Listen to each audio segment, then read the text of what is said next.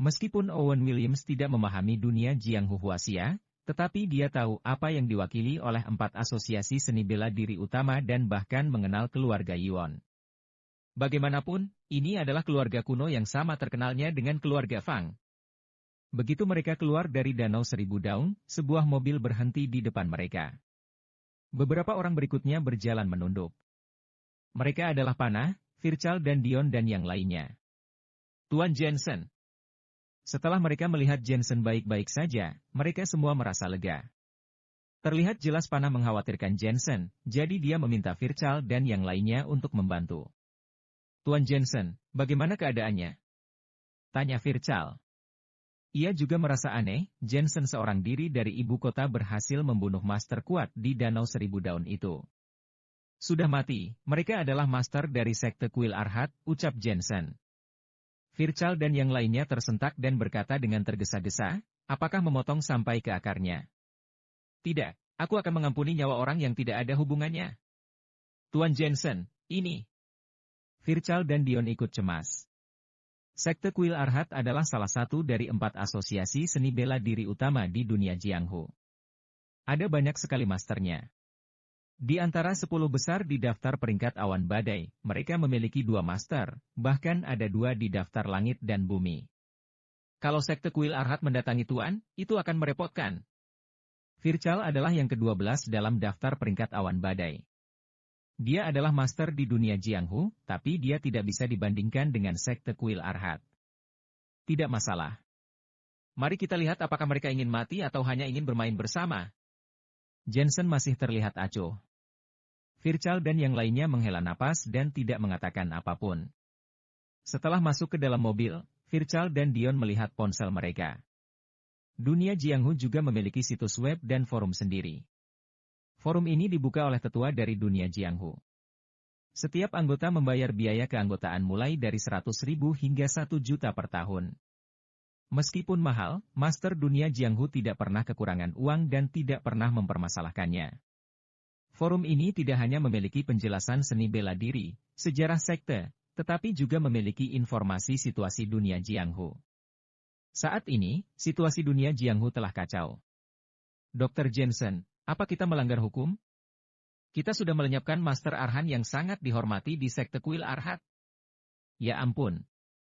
Dr. Jensen pertama membunuh tuan muda kedua keluarga Gibson dan kemudian sekte Kuil Arhat.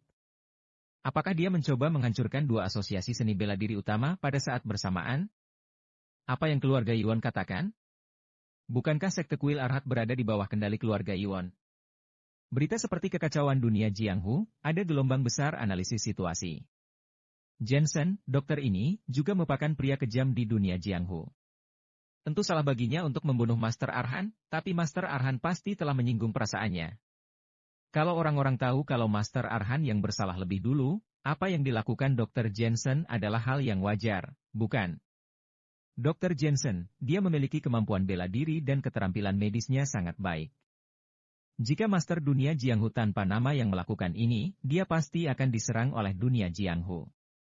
Namun, Jensen terlalu terkenal di dunia Jianghu, seperti pria yang paling bersinar dan jenius muda. Tidak peduli siapa yang benar atau salah, akan lebih baik tidak membunuh orang. Aku rasa sekte Kuil Arhat pasti akan melakukan sesuatu pada Jensen. Ya, 18 Master Arhat adalah pilar mereka. Bagaimana bisa sekte Kuil Arhat menerimanya? Mungkin kali ini, mereka akan bekerja sama dengan sekte Bango Putih untuk melawan Jensen. Orang-orang yang memandang Jensen dengan tidak senang pun bersukacita. Setelah Virchal melihatnya, dia harus memberitahu kabar itu pada Jensen. Wah, aku sangat terkenal di dunia Jianghu. Jensen terkejut. Tuan muda, kamu terlalu meremehkan dirimu sendiri. Di dunia Jianghu, selain 4 asosiasi seni bela diri utama, masih ada banyak master independen di luar sana. Orang-orang ini tidak peduli dengan dunia, tetapi mereka juga tidak bisa diprovokasi. Tuan muda telah tergolong sebagai salah satu master di dunia yang tidak bisa diprovokasi. Kalau kamu ingin mengadakan konferensi seni bela diri, banyak orang yang akan menghargai MU. Badai saat ini pasti makin lama makin membesar. Aku tidak tahu bagaimana sekte Kuil Arhat akan menangani ini. Lanjut Virchal dan Dion sambil menunduk. Jensen jauh lebih muda dari mereka.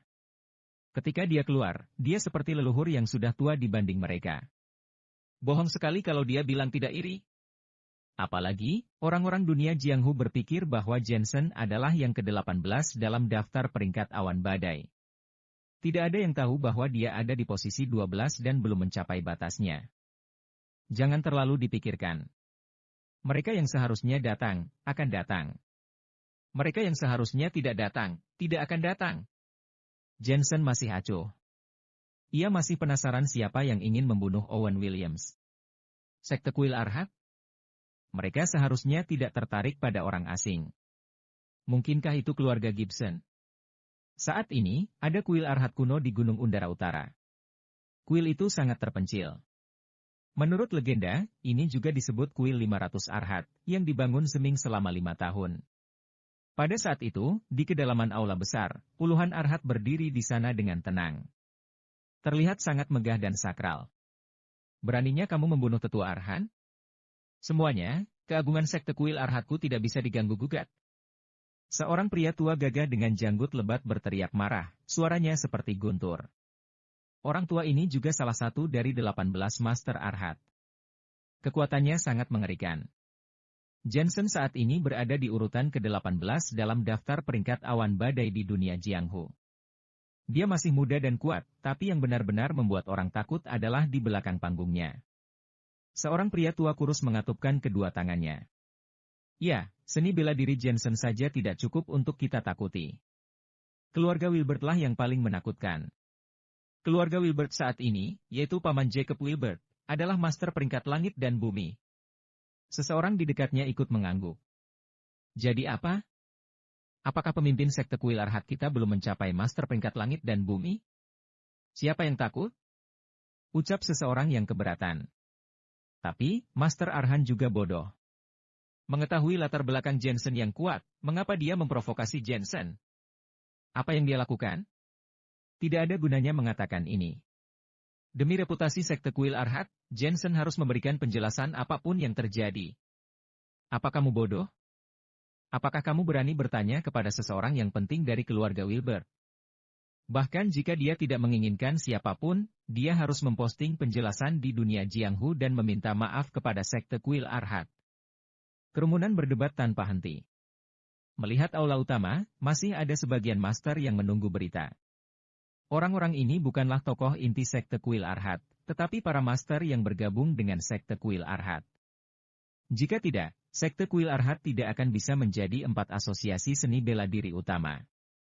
Mereka sedang menunggu kabar, ingin tahu apakah sekte kuil Arhat sedang bertarung atau bertahan. Jensen ini, lebih baik jika dia tidak dilahirkan. Begitu dia lahir, dunia Jianghu malah bergejolak. Setiap kali dia melakukan sesuatu yang menghancurkan bumi. Seorang pria tua berjas menghela napas. Kudengar keluargamu, Virchal Han, sedang bekerja bersama Jensen.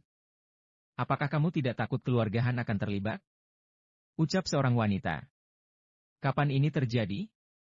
Meski Jensen mendapat dukungan dari keluarga Wilbert, tapi Jensen sudah terlalu banyak menyinggung banyak orang. Keluarga Gibson, sekte Bangau Putih, dan sekte kuil Arhat, apa dia bisa dilindungi dengan hanya mengandalkan keluarga Wilbert? Cepat atau lambat, sesuatu akan terjadi. Begitu Jensen jatuh, orang-orang yang berhubungan dengan Jensen pasti akan mati juga, dan bahkan keluarga Han akan terlibat. Aku tidak terlalu yakin saat ini, tapi aku tahu bahwa firma hukum Virchal bekerja untuk Jensen, ucap wanita tua itu. Apa kamu ingin membunuh keluarga Han? Pria tua berjas menghentakkan tongkatnya dengan marah. Semua orang masih berdebat di aula.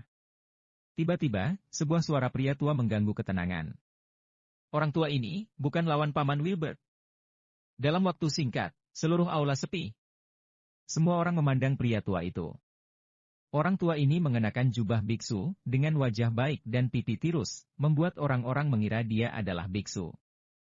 Kepala kuil. Semua orang terkejut. Ini karena pria tua itu adalah kepala kuil Arhat saat ini, dan dia juga salah satu pemimpin dari 4 asosiasi seni bela diri utama. Yang terpenting, dia benar-benar mengatakan bahwa dia bukan tandingan Paman Wilbert. Ini berarti kuil Arhat harus menahan amarah mereka. Kedamaian itu berharga, kedamaian itu berharga. Pria tua itu memandang kerumunan dengan tenang dan berkata, mereka yang berlatih seni bela diri bertujuan untuk memperkuat tubuh mereka. Semua perselisihan moral hanya akan merusak seni bela diri. Semua orang diam. Tapi, apalagi yang bisa mereka lakukan? Pemimpin kuil telah berbicara. Ayo bubar. Pria tua itu kembali melambaikan tangannya. Para master pergi dengan cemberut. Kepala kuil, masalah Jensen. Si kurus Arhat bertanya. Keluarga Wilbert dan kita tidak berada di perahu yang sama. Tidak pantas menyinggung perasaan mereka sekarang. Tentu saja, mereka harus mengawasi keluarga Gibson dan tidak berminat untuk memprovokasi kami. Tetapi, mungkin adalah kesalahpahaman mengenai masalah Master Arhan. Pria tua itu memicingkan matanya dan berkata, itu keluarga Yuan. Mereka telah mengendalikan sekte kuil Arhat kami selama bertahun-tahun. Sudah waktunya bagi kita untuk berbalik dan menjadi tuan. Benar, kali ini waktu berpulang Master Yuan makin dekat. Kesempatan kita sudah datang. Lebih baik kita menyerah dengan Jensen dan mempertimbangkan situasi ini untuk mempersiapkan urusan keluarga Yuan. Si Master Arhat kurus itu tertawa. Apa yang dikatakan kepala kuil sebelumnya sangat bagus. Kedamaian adalah hal yang paling penting. Mereka yang berlatih bela diri bertujuan untuk memperkuat kesehatan mereka. Semua perselisihan hanya akan merusak seni bela diri mereka. Aku percaya itu. Kamu benar-benar mempercayainya. Siapa kepala kuil itu? Semua orang tahu lebih baik dariku. Kalau kita menjatuhkan keluarga Yuan kali ini, akan tiba saatnya kuil Arhat kita akan membuat prestasi besar. Yang lain mengikutinya sambil tersenyum. Di sisi lain, setelah kembali ke rumah, Jensen mencoba segala cara untuk menghubungi Elena. Dia ingin memastikan apakah Elena hamil atau tidak. Setelah lebih dari 3 tahun menikah, keduanya berpisah dan tertutup. Bukannya melemah, perasaan mereka malah menjadi makin dalam. Dia juga ingin memiliki kristalisasi cinta dengan Elena. Pikirkan tentang penyesalan apa yang kamu miliki dalam hidup jika kamu menjadi seorang ayah. Jangan kerja kerasnya dalam seni bela diri sekarang, kenyataannya semua yang dia lakukan adalah demi melindungi keluarganya. Mungkin, ini adalah inti dari semuanya. Mengapa Elena tidak menjawab teleponnya, ya? Apa tidak ada sinyal? Ya ampun, aku sangat khawatir. Setelah beberapa panggilan telepon dan panggilan video, Elena masih tidak menjawab. Jensen pun bergegas ke sekte Yuhua. Tapi memikirkan masalah Cindy, pada akhirnya dia menahannya. Tuan Tua Yuan telah membantunya, jika sekarang ada yang salah, dia harus membantu. Beberapa hari berikutnya, suasana menjadi tenang. Tak seorang pun dari sekte kuil Arhat datang untuk menemukannya, begitu pula sekte Bangau Putih. Masih tidak diketahui apakah kematian Justin dilakukan oleh Jensen. Sebaliknya, grup aliansi Senlena kembali menjadi berita akhir-akhir ini di harian Huaxia. Produk ini pertama kali dijual di Huaxia, dan tidak banyak orang mempercayainya, dan menyebabkan produk ini tidak dapat dijual. Pada akhirnya, keluarga Miller meminta beberapa teman mereka untuk membelinya. Penjualan dalam 3 hari pertama hanya 50 juta, ini merupakan jumlah yang kecil untuk aliansi bisnis. Tidak diragukan lagi bahwa konferensi pers sebelumnya telah gagal. Oleh karena itulah harga produk begitu tinggi dan efeknya begitu kuat. Tapi, apakah orang-orang bodoh? 3 hari kemudian, produk grup aliansi Senlena tiba-tiba menyebabkan wabah besar. Penjualan mereka menembus 5 miliar yuan dalam 1 hari, dan kebanyakan dari mereka adalah pembeli dari luar negeri. Banyak orang mulai mencium ada yang tidak beres dan mulai mengambil produk dengan gila-gilaan. Sampai hari kelima kemudian, produk yang menumpuk terjual habis, dan bahkan bahan untuk produksi produk tersebut kurang. Akhirnya, mereka mulai membatasi pembelian. Mereka yang awalnya hanya penonton menyesalinya. Terlepas dari apakah produk ini memiliki efek, bahkan jika mereka membeli barang gorengan, itu akan cukup untuk menghasilkan banyak uang. Di internet, orang-orang mulai protes agar mereka segera mendistribusikannya di pasar. Mereka meminta grup aliansi Senlena meningkatkan jumlah produksi mereka. Sayangnya, grup aliansi Senlena tidak memedulikan hal ini dan tetap membatasi pembeliannya setiap hari. Hal ini menyebabkan banyak kritik, dan banyak orang bahkan bersama-sama menggugat pemerintah. Grup aliansi Senlena dipaksa menjadi tidak berdaya, mereka pun akhirnya mengumumkan hasilnya di situs milik mereka. Terima kasih banyak atas dukungan dari seluruh pelanggan kami. Mengingat pesatnya pemakaian produk ini, kami tidak bisa mengikuti kemauan pasar saat ini, dan sementara waktu grup aliansi Senlena akan menghentikan produk. Tanpa kompromi, mereka tidak akan menjualnya. Bagaimana bisa seperti ini? Para pengunjuk rasa tercengang, dan tidak ada gunanya meminta bantuan pemerintah. Bagaimanapun, mereka adalah perusahaan biasa, dan hukum di Huaxia, penjual tidak mewajibkan perusahaannya untuk menghasilkan banyak produk. Pada akhirnya, semua orang dengan patuh mengantri dan mengikuti aturan grup aliansi Senlena. Di sisi lain, keluarga Yuan. Di ruang tamu, suasana hening. Semua keluarga Yuan duduk di sana dengan wajah suram. Saudaraku, aku khawatir penyakit ayah adalah. Setelah beberapa waktu, sebuah suara akhirnya terdengar. Itu adalah putra ketiga dari keluarga Yuan, Chaden Yuan, yang juga ayah Harry. Penyakit ayah, aku takut tidak bisa sembuh. Kelahiran, usia tua, penyakit dan kematian adalah prinsip yang tidak bisa diganggu-gugat. Bernard menghela napas. Semua orang sebenarnya sudah siap mental untuk menghadapinya. Tentu saja, semua orang sulit menerima ketika tulang punggung keluarga Yuan tiada. Sekte Kuil Arhat bergerak. Anak pemimpin sudah mengeluarkan pemberitahuan terakhir. Memaksa Riana menikah dengannya. Kalau tidak, Sekte Kuil Arhat akan menyerang kita, ujar Chaden dengan marah. Ruang tamu bahkan lebih tenang, dan wajah semua orang penuh keseriusan. Tujuan besar putra pemimpin aliansi untuk menguji. Kalau keluarga Yuan kita berkompromi, itu berarti ayah tidak lagi menjadi ancaman. Kalau kita menolak, kita tidak akan khawatir untuk sementara waktu, tetapi harga yang akan kita tanggung di masa depan akan lebih besar. Ucap Bernard dengan murung. Dia tahu bahwa cara ini bukanlah maksud dari anak pemimpin aliansi, melainkan cara dari kelompok keledai tua di Sekte Kuil Arhat. Sekte Kuil Arhat telah bertanggung jawab atas keluarga Yuan selama bertahun-tahun dan sudah lama kesal. Bagaimanapun, keluarga Yuan selalu ketat dan tidak pernah membiarkan Sekte Kuil Arhat terlalu ikut campur dalam urusan duniawi. Oleh karena itu, dibandingkan dengan Sekte Bangau Putih, Sekte Kuil Arhat jauh lebih rendah. Namun, jika Tuan Tua Yuan pergi, Sekte Kuil Arhat pasti akan menegakkan kembali aturan dan mulai masuk jauh ke dalam duniawi. Kalau kita menolak, pondasi keluarga Yuan kita mungkin tidak terjamin. Vina mengerutkan kening. Kami telah bertanggung jawab atas Kuil Arhat selama bertahun-tahun, dan mereka telah menunggu hari ini. Bahkan jika kita menolak, begitu mereka tahu bahwa hidup Tuan Tua tidak lama lagi, mereka cepat atau lambat akan mengubah aturan dan menjadikan mereka raja. Pada saat itu, mereka pasti akan menghancurkan keluarga kita, ujar Bernard dengan sungguh-sungguh. Kak, maksudmu Riana akan menikah dengan putra pemimpin, ucap Vina menolak. Dia tahu bahwa Riana adalah putri kakak tertuanya yang paling dicintai. Terakhir kali Riana hampir mati, itu semua berkat Dr. Jensen yang menyembuhkannya. Memikirkan Jensen, mata Janeta berbinar. Omong-omong, Jensen dan keluarga kita juga dianggap berteman. Mengapa kamu tidak memintanya untuk membantu hal ini? Saat ini, Jensen terkenal di dunia Jianghu dan bahkan membunuh sesepuh Sekte Kuil Arhat. Sekte Kuil Arhat tidak berani menyelesaikan dengannya, dan mungkin Jensen bisa melindungi mereka. Jensen dan ayah memiliki persahabatan yang baik, tapi apakah dia akan bertarung melawan Sekte Kuil Arhat demi keluarga kita? Bernard menggelengkan kepalanya. Di seluruh keluarga Yuan, selain ayah, dia memiliki persahabatan yang baik dengan Cindy. Dengan ini, dia tidak akan mengambil risiko. Anak kedua, Chaden Yuan, makin mencibir. Apalagi, Jensen tidak bisa melindungi dirinya sendiri, bagaimana dia akan melindungi orang lain?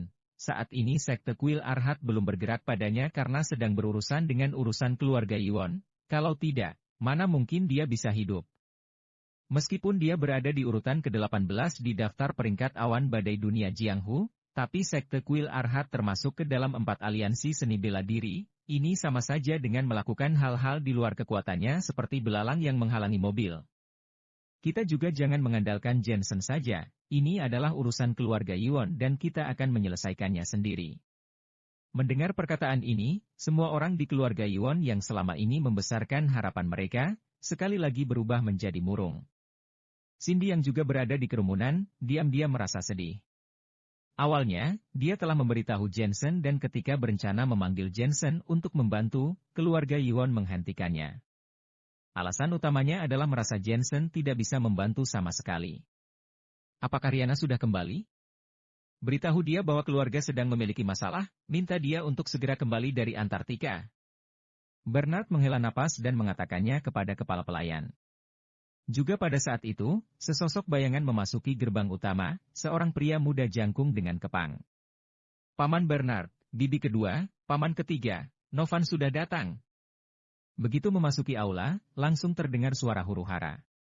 Ekspresi semua orang di keluarga Yuan berubah dan seketika menjadi hening. Novan, putra dari pemimpin sekte kuil Arhat dan juga seorang anak haram. Kedatangannya hari ini pasti karena ingin melakukan pemeriksaan. Novan, kamu datang tepat pada waktunya. Bernard memikirkan tentang Rihanna dan berencana untuk menyetujuinya. Meskipun sekali setuju, sekte kuil Arhat pasti akan bisa menebak situasi kakek Yuan, tetapi jika keluarga Yuan mengikat pendirian mereka dan setuju untuk berkompromi dengan sekte kuil Arhat, kemungkinan sekte kuil Arhat akan bisa memberikan jalan keluar bagi keluarga Yuan. Paman Bernard, jangan katakan apapun, aku datang untuk menikahi Rihanna Yuan hari ini. Novan mencibir sembari memandangi kerumunan dan mengatakan tujuannya. Untuk hal ini, keluarga Yuan juga tidak keberatan, tetapi Rihanna dan teman-temannya sedang pergi jalan-jalan ke Antartika, butuh waktu beberapa saat hingga kembali. Bernard mengerutkan kening dan menemukan bahwa Novan yang dulu menghormatinya, sekarang berubah memalingkan wajah dan tidak mengenalinya. Aku tidak peduli, setelah 3 hari aku harus bertemu orangnya. Novan berkata dengan sewenang-wenang, mengulurkan tangannya, dan merangkul salah satu wanita dengan energi kinya. Untuk mencegah Rihanna melarikan diri, saudara perempuannya Cindy untuk sementara berada di bawah pengawasanku. Jangan khawatir, aku tidak akan menyentuhnya selama 3 hari, tetapi jika Rihanna tidak kembali setelah 3 hari, ya sulit untuk mengatakannya. Hahaha. Setelah selesai mengatakan itu, dia memegang leher Cindy dengan satu tangan dan pergi dengan sombong. Ingat, aku akan berkunjung lagi 3 hari lagi. Melihat Novan yang arogan, semua orang di keluarga Yuan sangat marah. Sebenarnya berdasarkan kekuatan Novan, setengah dari orang yang hadir mampu membunuhnya dalam hitungan detik. Apa yang sebenarnya ditakuti oleh keluarga Yuan adalah ayah dari Novan. Benar-benar bocah sombong, ketika ayah di sini, kapan sekte kuil Arhat bisa sombong seperti ini? Vina sangat marah sehingga dia ingin mengambil tindakan, tetapi dihentikan oleh Bernard. Tenang, kemungkinan dia memancingmu untuk mengambil tindakan, jadi dia punya alasan untuk menghancurkan keluarga Yuan. Sesaat kemudian Vina sedikit tenang, namun dia masih marah. Bernard menggertakkan giginya dan memberitahu ke pelayan, beritahu Rihanna, tidak peduli dimanapun dia berada, dia harus kembali ke keluarga Yuan dalam 3 hari. Di rumah komunitas, Jensen sedang menonton TV bersama istri kesayangannya. Serial kolosal lagi, melihatnya sangat membosankan. Namun, Natasha dan Veronica terpesona olehnya, terutama beberapa adegan orang-orang yang melawak dengan lucu. Mereka bahkan tertawa berguling-guling dan terasa kehangatan di dalamnya. Bisa dikatakan ini juga salah satu keuntungan Jensen dari menonton TV. Apalagi melihat kehidupan mereka yang tanpa beban, Jensen juga merasakan kepuasan. Untuk apa laki-laki berubah menjadi lebih kuat? Bukankah demi melindungi keluarga ini? Sayangnya, keluarga ini masih kekurangan nyonya rumah, jika tidak maka akan sempurna. Saat ini, ponsel di tangannya bergetar hingga membuat Jensen sangat tidak senang. Dia sedang menikmatinya, siapa yang begitu membosankan ini? Dia meninggalkan ruang tamu untuk menjawab telepon. Awalnya, dia mengira panggilan telepon dari Cindy, tetapi ternyata itu dari Dragon Hall. Terakhir kali mereka berpisah dengan cepat, Cindy juga sepakat untuk menunggu Jensen kembali ke ibu kota dan membawanya ke keluarga Yuan dan ini sudah berapa hari. Tuan muda. Yang menelepon adalah Fischl. Ada apa? Jensen merasa bahwa Fischl sepertinya memiliki sesuatu untuk dikatakan.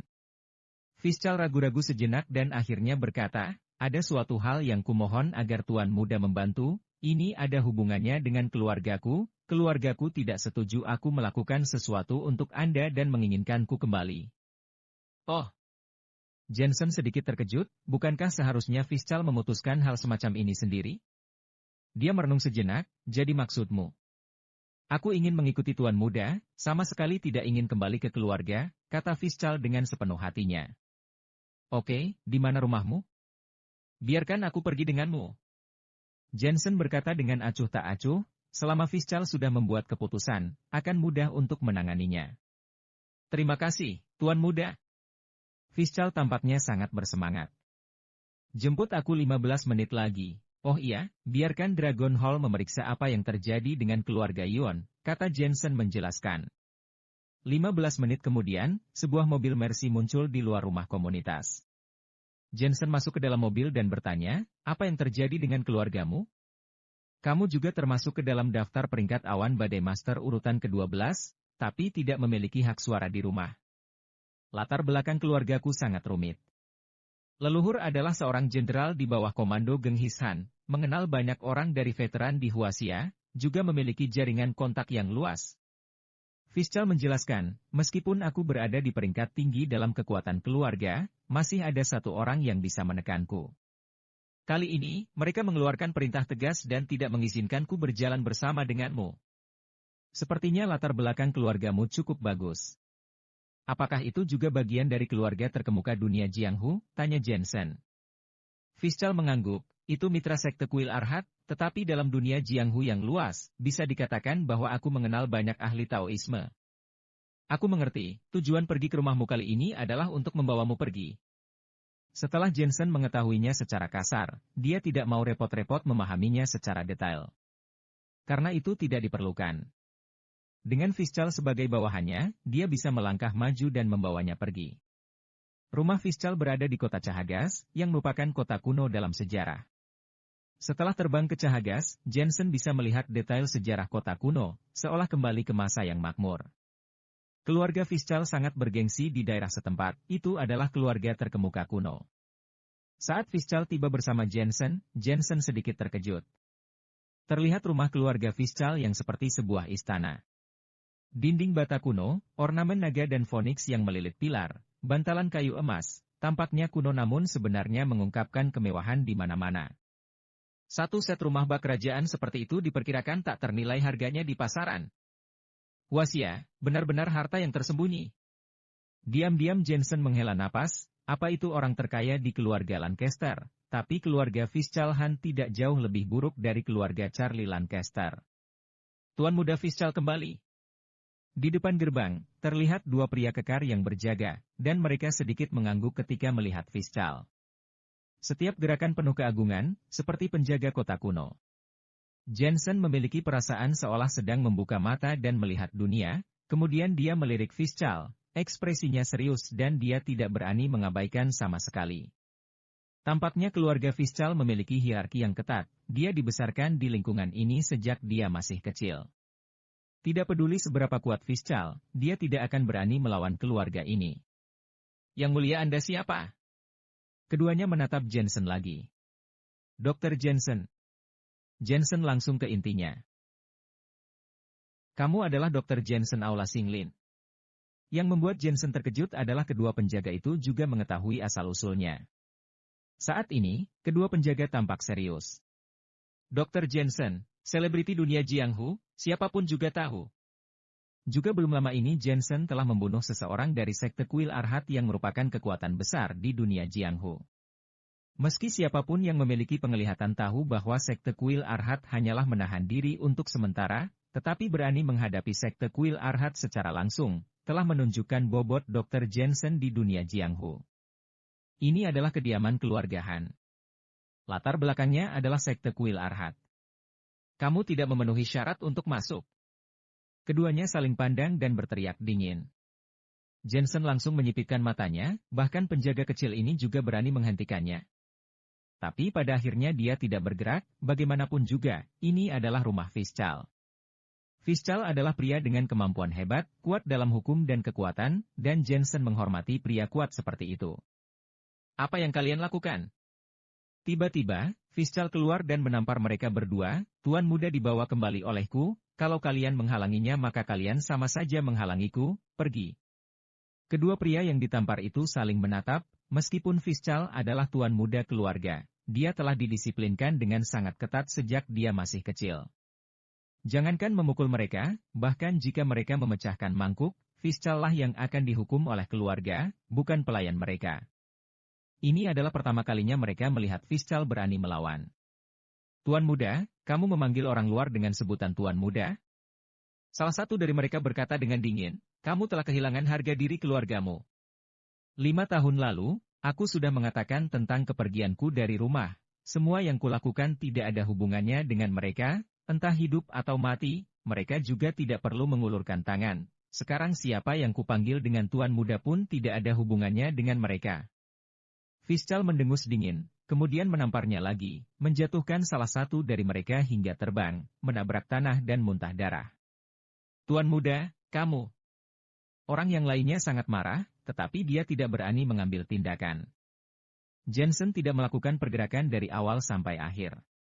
Itu juga karena orang-orang ini tidak pantas mendapatkannya, ditambah lagi dia merasa bahwa Fischl dan keluarganya tampaknya memiliki cerita. Fischl sudah kembali.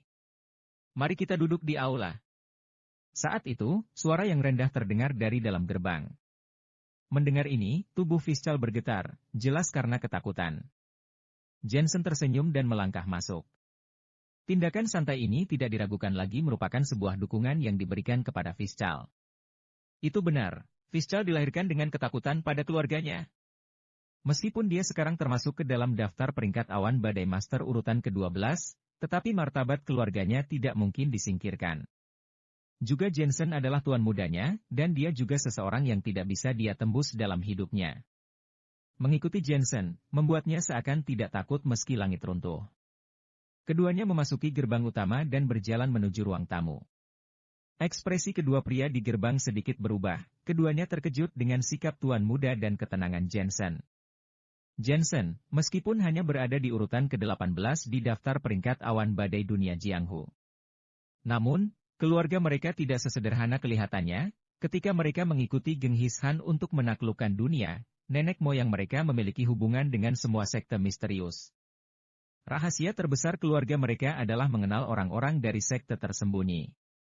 Meskipun orang-orang itu tidak memberi hormat kepada mereka, tetapi itu juga suatu kehormatan. Bagaimanapun jika melihat master dunia Jianghu, siapa juga yang bisa mengenal orang-orang dari sekte tersembunyi. Jensen dan Fischl masuk tanpa ada halangan dan langsung menuju ke ruang tamu. Setelah masuk, mereka menyadari bahwa orang di sana sama sekali tidak sedikit dan pandangan mata mereka menatap dengan dingin. Pandangan Jensen menyapu semuanya, selain orang tua di posisi pertama itu, yang lainnya tidak begitu menonjol. Kekuatan orang tua itu adalah ranah celestial yang benar-benar nyata. Tidak heran dia bisa menekan Fischl hingga gemetar. Namun, bagi Jensen kekuatan ini hanya sebesar cecunguk kecil. Yang membuat Jensen penasaran adalah ranah celestial tingkat 1 tapi mengapa keluarga ini lebih unggul. Di antara semua orang, hanya satu wanita yang menatap Jensen dengan penuh minat. Dia terlihat sangat manis dan memberi orang kesan pintar dan luar biasa. Tatapannya juga diperhatikan oleh Jensen. Setelah merasakannya dengan hati-hati, Jensen menyadari bahwa dia sedikit ceroboh. Wanita ini agak ajaib, kekuatan energi ki di tubuhnya sebenarnya adalah energi sejati. Hanya saja sangat suram dan kekuatannya tidak dianggap sebagai ranah celestial. Namun, energi sejati dan energi ki-nya memiliki batas-batas yang cukup besar. Bisa dikatakan bahwa energi sejati ini adalah potensi dan telah melebihi semua orang yang hadir di sini. Kamu adalah Dr. Jensen. Saat ini, pria tua yang memimpin itu memandang samar, sepasang mata, seolah ingin melihat menembus seluruh tubuh Jensen. Ayah dari Fischl, Jigen Han. Jensen meliriknya dan berbicara dengan jijik. Ini bukan omong kosong. Mungkinkah mereka menanyakan hal yang mereka sudah tahu jawabannya dan hanya ingin menurunkan martabat mereka sendiri? Dr. Jensen, beraninya kamu. Pemimpin keluarga mengajukan pertanyaan padamu. Melihat Jensen tidak menjawab, seorang pria di sampingnya berteriak marah, menunjuk Jensen dan menegurnya. Karena kamu tahu bahwa aku adalah Dr. Jensen, mengapa harus bertanya? Jensen berkata dengan dingin. Seketika seluruh aula menjadi hening. Sebenarnya, semua orang terkejut karena Jensen bisa datang hari ini, tapi mereka bisa menebak bahwa tujuan Jensen seharusnya membela Fischl dan membawa Fischl pergi. Tapi yang tidak mereka duga adalah Jensen tampaknya tidak berencana untuk bernegosiasi atau apapun itu. Juga, kalau kamu menunjukku lagi, aku akan membunuhmu. Suara Jensen kembali melayang keluar. Gila. Di depan keluarga terpandang kota kuno seperti itu, Jensen masih berani membunuh? Aku ingin melihat bagaimana kamu membunuhku. Pria pemarah itu tidak bisa menahannya lagi. Dia berteriak, energi kinya dimobilisasi, dan dia seperti ingin menyerang Jensen sampai mati. Woro, tutup mulutmu. Pria tua itu tiba-tiba berteriak dengan dingin untuk menghentikan serangan pria itu. Meskipun dia tidak menganggap Jensen serius, dia juga tahu bahwa latar belakang Jensen berasal dari keluarga Wilbert, dan bahkan sekte Kuil Arhat harus mempertimbangkan banyak hal. Secara alami mereka sebagai keluarga Han di kota kuno juga harus mempertimbangkannya dengan jelas. Fischl, kamu benar-benar mempermalukan keluarga. Posisi ke-12 di daftar peringkat awan badai benar-benar bekerja untuk orang asing. Apakah kamu masih seorang pria? Pria itu tidak berani bergerak, tetapi dia tidak bisa menelan napas di dalam hatinya. Dia meraih Fischl dan berkata dengan melampiaskan amarahnya. Paman kedua, aku meninggalkan rumah 5 tahun yang lalu. Saat itu, keluarga mengatakan bahwa apakah aku hidup atau mati di luar sana tidak ada hubungannya dengan kalian. Fischl dengan dingin membalas, Jensen adalah tuan mudaku, dan tentu saja aku memiliki alasan untuk mengikutinya. Memalukan. Pria tua itu tidak bisa menahannya. Anaknya benar-benar memuja seorang pemuda sebagai tuannya, sangat memalukan. Jika hal ini diketahui para leluhur di masa lalu, diperkirakan makam itu akan mengeluarkan asap dan jiwa para leluhur akan muncul. Dr. Jensen, hanya karena kamu memiliki latar belakang keluarga Wilbert bukan berarti kamu sudah mendominasi dunia Jianghu. Dunia Jianghu ini masih mengandalkan tinju untuk berbicara.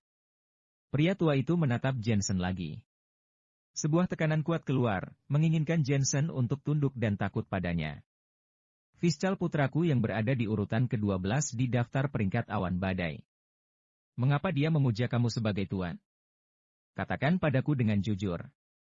Kalau kamu mengandalkan cara yang tidak lazim, keluarga Han kota kuno ini tidak akan mengampunimu. Setelah kalimat terakhir itu terucap, pria tua itu berdiri dengan sikap mengesankan, seluruh aula seolah seperti tertiup angin kencang. Ini adalah kekuatan energi seorang yang sakti, terlebih lagi ini adalah sikap seorang raja. Jelas sekali, pria tua itu takut pada keluarga Wilbert dan tidak berani bergerak secara terang-terangan, jadi dia berencana menggunakan kekuatan energi kinya untuk membuat Jensen memahami kerendahan hatinya. Masih berani? Gila.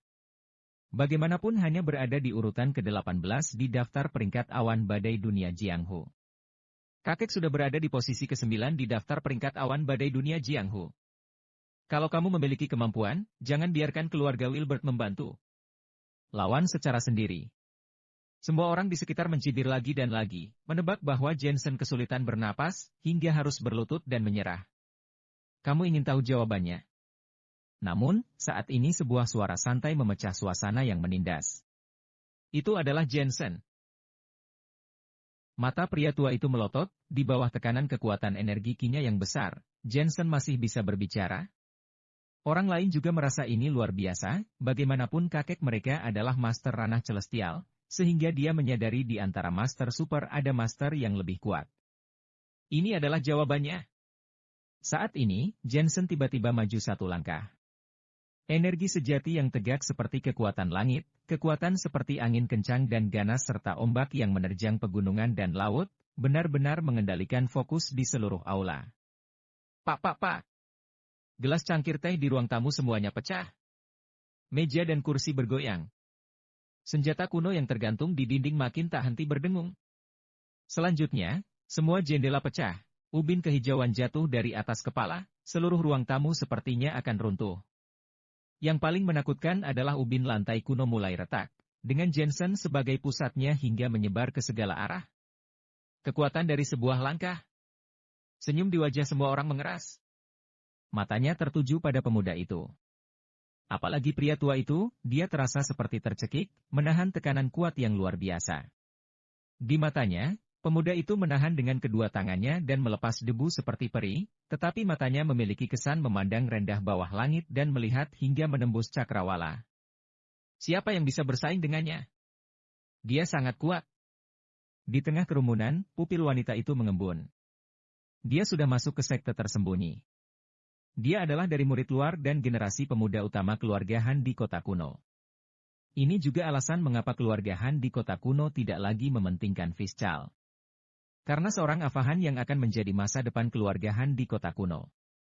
Tapi sekarang menghadapi pemuda itu, dia benar-benar merasakan sebuah perasaan rendah diri, seperti melihat langit yang membentang luas. Bagaimana bisa begini? Dia telah memisahkan diri dari dunia sekuler dan memuja sekte tersembunyi. Mungkinkah pemuda ini juga murid dari luar sekte tersembunyi, dan statusnya bahkan lebih tinggi darinya? Keheningan menyebar ke seluruh ruang tamu. Semua orang yang dulunya tak terkalahkan dari keluarga Han di kota kuno, sekarang memiliki kata yang disebut panik di dalam hati mereka. 10 menit kemudian, pria tua itu akhirnya berbicara, Dr. Jensen, sepertinya dunia Jianghu telah meremehkanmu. Dengan kekuatan kamu seharusnya masuk ke 10 besar daftar peringkat awan badai, tidak heran anakku takluk padamu. Tapi, jangan terlalu percaya diri. Kamu menyinggung sekte Kuil Arhat sekarang. Apakah kamu tahu mengapa sekte Kuil Arhat tidak bergerak terhadap MU? Itu karena mereka takut pada keluarga Wilbert, tetapi di masa depan, sekte Kuil Arhat pasti akan membalas pembunuhan para tetua, dan kamu juga terlibat dengan putraku, bahkan lebih terlibat dengan keluarga Hanku di kota kuno. Selain itu, keluarga Han di kota kuno kami juga merupakan anggota sekte Kuil Arhat. Kalau kamu ingin membawa putraku pergi, ini adalah pelanggaran lain terhadap sekte Kuil Arhat. Setelah pria tua itu selesai berbicara, matanya penuh dengan kedinginan, melihat bagaimana Jensen akan memilih. Jensen telah menyinggung sekte Kuil Arhat sekali, bagaimana mungkin orang yang berpengetahuan berani memprovokasi sekte Kuil Arhat? Mendengar ini, Jensen menggelengkan kepalanya dengan jijik. Keluarga Han di kota kuno menganggapku terlalu enteng, dan juga menganggap sekte Kuil Arhat terlalu tinggi. Kalau sekte Kuil Arhat tidak memprovokasiku, aku akan mengampuninya sekali. Tapi, kalau dia ingin mati, aku tidak keberatan untuk menginjak sekte Kuil Arhat. Selain itu, kalau keluarga Han di kota kuno takut, letakkan saja semuanya urusan di atas kepalaku, mengerti? Dengan kalimat terakhir, suara Jensen meningkat sia-sia. Hati semua anggota keluarga Han di kota kuno yang baru saja tenang kembali bergejolak lagi. Nada bicara Dr. Jensen lebih dari gila, singkatnya benar-benar gila. Tidak takut dengan keluarga Han di kota kuno juga tidak masalah, bahkan sekte Kuil Arhat juga tidak berani menganggapnya serius. Apakah dia berpikir bahwa dengan keluarga Wilbert mendukungnya, maka dia bisa menjadi arogan di seluruh dunia Jianghu? Yang harus diketahui adalah jika memprovokasi sekte Kuil Arhat dan jika bekerja sama dengan keluarga Gibson, maka keluarga Wilbert juga akan dimusnahkan. Jensen, kamu terlalu tidak masuk akal. Kamu ingin menyelesaikan sekte Kuil Arhat, mimpi kamu, apa jadinya kamu tanpa keluarga Wilbert? Pria tua itu marah kemudian berdiri. Boro yang pemarah di sebelahnya pun juga mencibir, menunjuk Jensen dan berkata, seni bela dirimu sangat kuat. Tetapi apa ini cukup untuk mengguncang sekte Kuil Arhat? Apakah kamu berpikir bahwa jika kamu membunuh seorang yang terhormat dari sekte Kuil Arhat, maka kamu akan bisa melawan satu persatu dari 18 master pilar sekte Kuil Arhat? Entahlah. Begitu kata-kata itu terucap, sebuah panah melesat, kemudian bekas darah muncul di leher Boro setelahnya. Dia membelai lehernya dan menatap ke arah Jensen.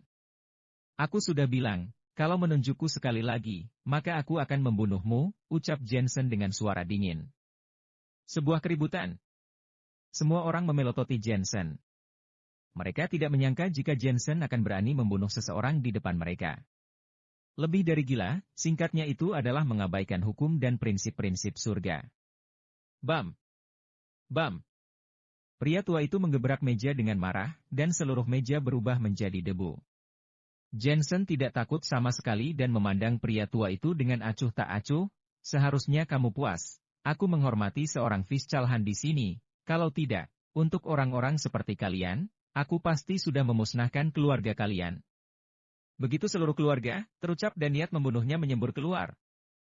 Jensen tidak pernah lunak pada orang-orang di dunia Jianghu, karena orang-orang dari dunia Jianghu sangat tegas dalam membunuh dan tidak memiliki belas kasihan.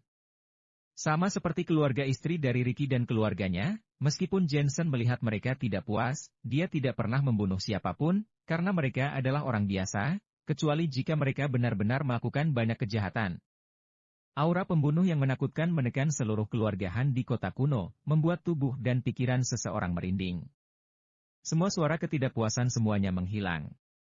Bagaimanapun, di dunia Jianghu, kekuatan dihormati dan dijunjung tinggi. Bahkan jika kepala keluarga Han bukanlah lawan Jensen, jadi siapa yang bisa merasa keberatan? Pada saat ini, mereka akhirnya mengetahui siapa yang sebenarnya mereka hadapi. Dia adalah Dr. Jensen, Master Super Dunia Jianghu.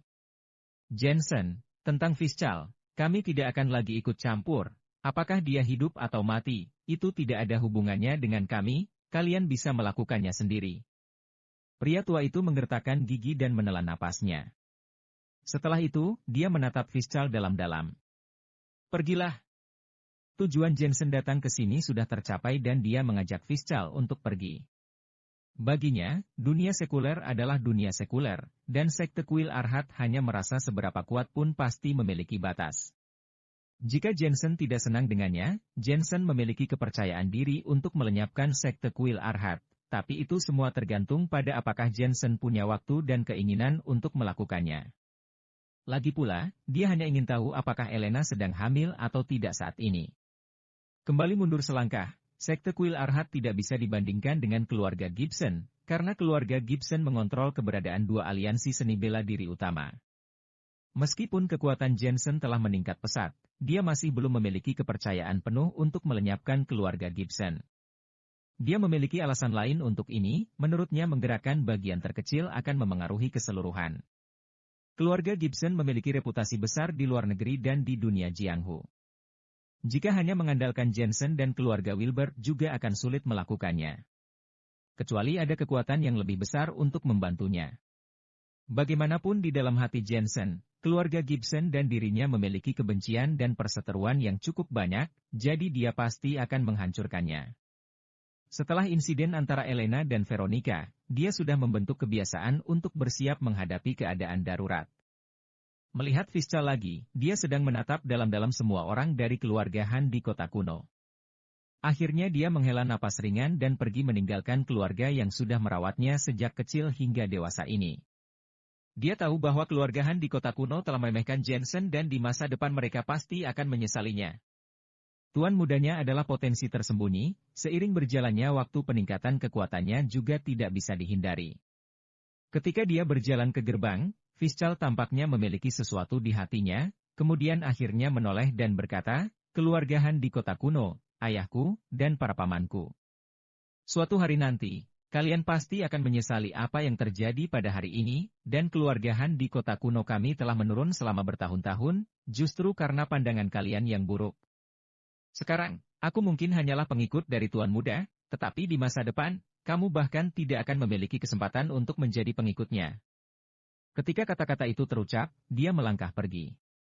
Apa yang saya katakan sebelumnya tidak menyenangkan. Bagaimanapun, keluarga Han di kota kuno memberinya terlalu banyak rasa tidak hormat. Hari ini, dia diusir dari ibu kota kuno keluarga Han lagi, dan ini adalah yang kedua kalinya. Nada bicara ini, dia harus melawan. Dia mengikuti Jensen tanpa penyesalan, yaitu dia sangat yakin pada pandangannya sendiri. Di masa yang akan datang, dia akan kembali ke kampung halamannya dengan hormat dan membiarkan orang-orang yang membencinya ini memandangnya dan menyanjungnya. Hahaha. Namun, dalam situasi saat ini, kata-kata Fischl hanya membuatnya tertawa tanpa berhenti. Menjadi pengikut seseorang, ternyata masih memiliki rasa superioritas. Keluarga Han di kota kuno kami adalah pengikut sekte kuil Arhat karena sekte kuil Arhat sangat berharga.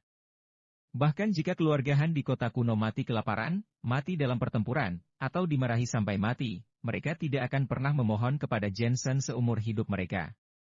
Ketika saatnya tiba seorang Fischl mati dalam pertempuran dunia Jianghu, aku akan melihat apakah dia menyesalinya atau tidak. Umpatan yang tak terhitung jumlahnya akan terdengar. Pria tua itu menghela napas dan hanya bisa memperlakukannya seolah-olah dia tidak pernah melahirkan putranya ini. Hanya ada satu wanita di antara kerumunan yang tidak tersenyum, matanya terus berkedip, menebak-nebak asal Jensen, dan tentu saja masih merasa penasaran. Meski kemampuan bela diri Jensen bagus, dia berasal dari sekte tersembunyi dan tahu jika semua ini adalah sesuatu yang diinginkan tetapi tidak bisa didapatkan seperti awan yang melayang. Menurut master sekte tersembunyi, mereka tidak ikut campur dalam urusan dunia sekuler. Begitu mereka campur tangan, mereka dapat memutuskan siapa penguasa di dunia Jianghu. Apa yang membuatnya penasaran adalah bahwa seluruh proses Jensen begitu mulus dan dia memiliki kecenderungan untuk menjadi satu-satunya. dia belum pernah melihat kekuatan energi seperti itu di dunia sekuler, hanya di sekte tersembunyi dia pernah melihatnya. Mungkinkah Jensen benar-benar pernah pergi ke sekte tersembunyi? Namun, bahkan jika dia pernah ke sana, lalu apa? Ava adalah murid luar sekte tersembunyi, tetapi identitas ini mewakili potensi dan itu tidak berarti bahwa murid luar manapun dapat mendominasi dunia Jianghu. Jensen dan Fischl yang baru saja berjalan keluar dari pintu ruang tamu, tiba-tiba, sesosok datang ke arah mereka. Ini adalah seorang pria muda berusia 30-an dengan topi jerami dan temperamen yang sangat misterius. Aku datang. Ketika melihat orang itu, keluarga Han di kota kuno, yang sebelumnya telah tertawa, tiba-tiba menjadi lebih serius dan keluar untuk menyambut mereka satu demi satu. Terutama pemimpin keluarga, Jigen Han, dia berjalan di depan semua orang dan tampak bersemangat. Ava juga berlari keluar dengan cepat, tetapi ekspresinya menjadi lebih hormat. Orang ini adalah pembimbingnya. Lagi pula, tidak semua orang bisa memasuki sekte tersembunyi. Setiap saat, di dalam dan luar negeri, berapa banyak pejabat tinggi dan bangsawan, pangeran dan pangeran ingin mengunjungi sekte tersembunyi, tetapi mereka semua ditolak. Kecuali jika ada pembimbing yang akan membantu. Namun, jika kamu ingin bantuan pembimbing, kecuali bahwa kamu memiliki bakat yang disukai sekte tersembunyi, namun jika tidak, semuanya akan tergantung pada keberuntungan. Dalam kata-kata sekte tersembunyi, itu adalah sebab dan akibat. Sedangkan Ava memiliki berkah semacam ini. Ketika dia bepergian ke Gunung Danxia, kota tingkat keempat di wilayah selatan, dia tidak berniat bertemu pria paruhbaya ini, tetapi pihak lain hanya mengatakan bahwa Ava telah memenuhi sebagian dari spiritualitasnya dan memenuhi syarat untuk dibawa ke sekte tersembunyi olehnya. Ini adalah sebab dan akibat. Meskipun Ava tidak tahu bagaimana dia telah menyelesaikan pelatihan hati pihak lawan, setelah mengikuti pria paruhbaya itu memasuki sekte tersembunyi, dia melihat dunia lain. Ini adalah dunia yang mengejar keabadian dan kemampuan reinkarnasi. Karena itu, dia sangat berterima kasih kepada pria paruhbaya itu. Awalnya dia ingin menyebutnya guru, tetapi pihak lain mengatakan bahwa dia hanya murid dari luar dari sekte tersembunyi. Kak Mahadi. Ava mendatangi pria paruhbaya itu dan membungkuk di depannya.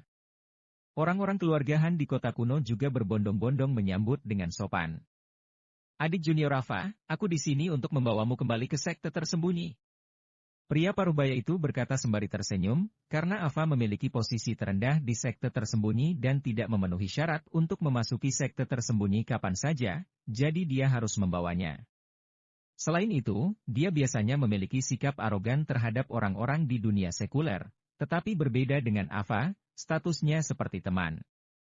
Alasan utamanya karena Ava berasal dari sekte tersembunyi. Hanya mereka yang juga merupakan bagian dari sekte tersembunyi yang memenuhi syarat untuk membuatnya melepaskan sikap arogannya. Kak Mahadi, aku sudah siap. Kata Ava dengan sopan. Pria paruhbaya itu mengangguk, ketika hendak menyapa Jigen Han dan yang lainnya, dia tiba-tiba menatap Jensen dan yang lainnya. Pada awalnya, dia tidak terlalu peduli. Hanya dua dari orang sekuler, bahkan jika keluarganya kaya dan orang terkaya di Huaxia, itu tidak layak untuk membuatnya tergerak.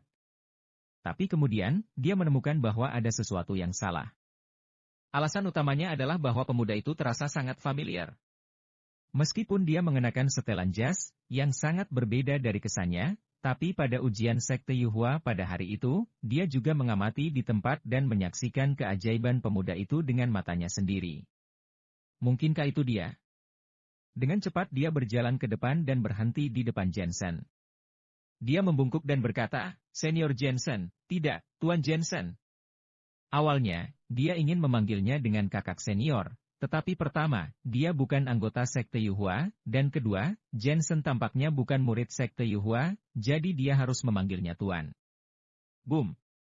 Gelarnya ini, seperti sensasi petir yang menggelegar hingga seolah menghantam hati keluarga Han di kota kuno dengan kejam. Jensen, Tuan Jensen?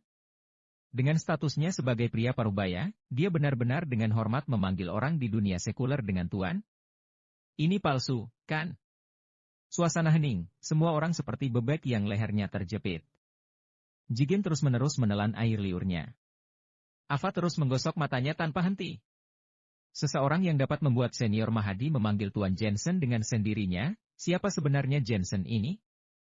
Bahkan jika dia benar-benar pergi ke sekte tersembunyi, itu tidak akan layak untuk penghormatan pribadi senior Mahdi. Pada saat ini, Jensen memandang Master Mahdi dengan enteng, melihat bahwa dia memiliki wajah yang asing, dia mengabaikannya dan terus pergi dengan Fischl. Seluruh proses dan tindakannya penuh dengan penghinaan. Seolah-olah mengatakan, aku tidak mengenal kamu, jadi jangan sembarangan menyapa. Melihat pemandangan ini, keluarga Han di kota kuno kembali membeku. Mereka memperlakukan Master Mahdi dengan hormat dan sopan, alhasil Jensen diperlakukan dengan sopan, tetapi Jensen tampak jijik dan mengabaikannya. Temperamen ini cukup besar. Kak Mahdi, ini. Ava mengira pria parubaya itu akan marah dan dengan cepat bertanya padanya. Tidak ada.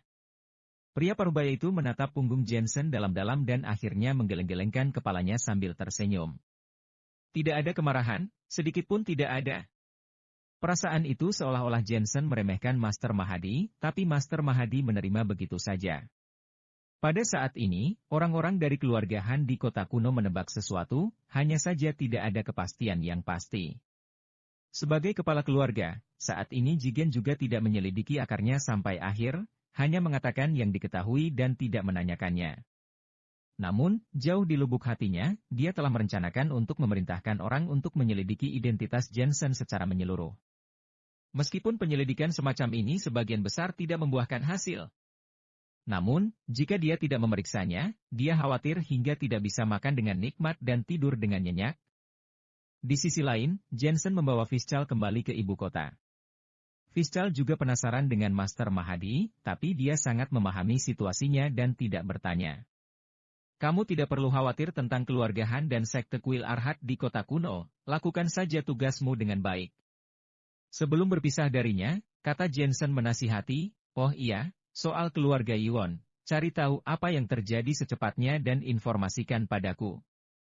Siap, Tuan Muda. Fischl mengucapkan selamat tinggal dan pergi ke Dragon Hall. Jensen kembali ke rumah komunitas, tetapi mendapati bahwa baik Natasha maupun Veronica tidak ada di sana.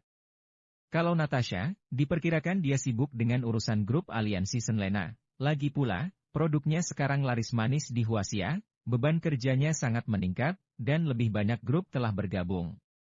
Sebaliknya, jika Veronica yang tidak ada di rumah Jensen merasa agak aneh, dia melihat ponselnya, kemudian melihat pesan yang ditinggalkan oleh Veronica. Ternyata gadis ini pergi ke Perancis untuk menghadiri Fashion Week. Seperti ini juga bagus, kembalilah ke kehidupan normalmu. Jensen cukup setuju dengan langkah yang diambil Veronica. Tidak peduli pria atau wanita, jangan bermalas-malasan setelah menikah, jika tidak hanya akan membuat pikiran-pikiran yang tidak realistis, sebaliknya jika memiliki karir sendiri, maka hidup akan lebih bermakna. Jensen secara acak menemukan beberapa bahan dari lemari es, kemudian Jensen memasak dan memakannya sendiri. Meskipun menyukai istri yang bekerja keras untuk karir mereka, tetapi tanpa mereka dalam keluarga, tampaknya jauh lebih sepi. Tidak tahu apa yang sedang Elena lakukan. Terlalu malas membuat makanan besar, Jensen memasak mie dan menelepon sambil makan. Tapi jawabannya masih sibuk. Ini membuat Jensen sedikit gugup, ini adalah kedua kalinya. Awalnya dia berniat untuk menelepon penatua Rain, guru dari Elena, tapi dia baru menyadari tidak memiliki nomornya. Dalam keputusasaan, Jensen tidak punya pilihan selain menghubungi Yua, yang merupakan satu-satunya orang yang dia kenal di sekte tersembunyi. Begini, aku akan pergi ke sekte Yuhua dalam beberapa hari untuk membantumu bertanya. Yua juga sangat memperhatikan urusan Jensen dan keduanya menutup telepon setelah mengobrol sebentar. Selesai makan, Jensen sangat bosan sehingga jadi dia hanya mulai berlatih. Omong-omong, sebagian besar teknik kaisar manusia yang diwarisi oleh leluhurnya adalah kultivasi diri, jika dia mendapatkan harta langit dan bumi, kekuatannya akan meroket. Tapi sekarang setelah mencapai tingkat ke-8, itu sudah mampu menghancurkan ranah celestial tingkat ke-4. Jika mencapai tingkat ke-9, tidak tahu seberapa kekuatan tempurnya. Tingkat ke-9 adalah batas dari teknik kaisar manusia. Lebih jauh lagi, diperkirakan kita hanya bisa melihat ingatan leluhur yang muncul. Teknik 3 kaisar, langit, bumi, dan manusia, yang benar-benar teknik kaisar, bisakah orang bereinkarnasi? Mungkinkah di dunia ini, masih ada dunia yang lain? Jensen tidak bisa tidak memikirkan novel yang telah dia baca sebelumnya. Buku itu mengatakan bahwa setelah seseorang meninggal, jiwanya tidak mati, tetapi mencapai ke ruang dunia yang hampa, di mana semuanya tidak ada apa-apanya dan jiwa abadi tempat itu. Kesimpulan ini belum dikonfirmasi dengan cara apapun, tetapi secara teori memiliki kemungkinan. Dari sudut pandang ini, alam semesta memiliki banyak dunia dan jiwa pergi ke dunia lain. Jika kekuatan mencapai batas, lubang hitam tercipta, dan waktu lubang hitam digunakan untuk teleportasi, memang memungkinkan untuk pergi ke dunia lain. Sama seperti teori yang dikemukakan oleh beberapa ilmuwan, manusia hanya bisa melihat ruang 3 dimensi, jika bisa masuk ke ruang 4 dimensi, maka ruang dan waktu bisa dipatahkan dan tidak lagi dibatasi. Kenapa aku begitu bosan memikirkan semua hal ini? Dengan waktu luang ini, lebih baik segera menyelesaikan urusan pindah. Berbaring di atas tempat tidur, Jensen menggelengkan kepalanya sambil tersenyum. Saat ini, sebuah panggilan telepon masuk. Itu dari Dragon Hall. Diperkirakan ada kabar dari keluarga Yuon. Tuan Jensen, sesuatu terjadi pada keluarga Yuon. Aku dengar waktu kakek Yuon makin dekat, tampaknya sekte kuil Arhat telah mengambil tindakan, kata panah itu.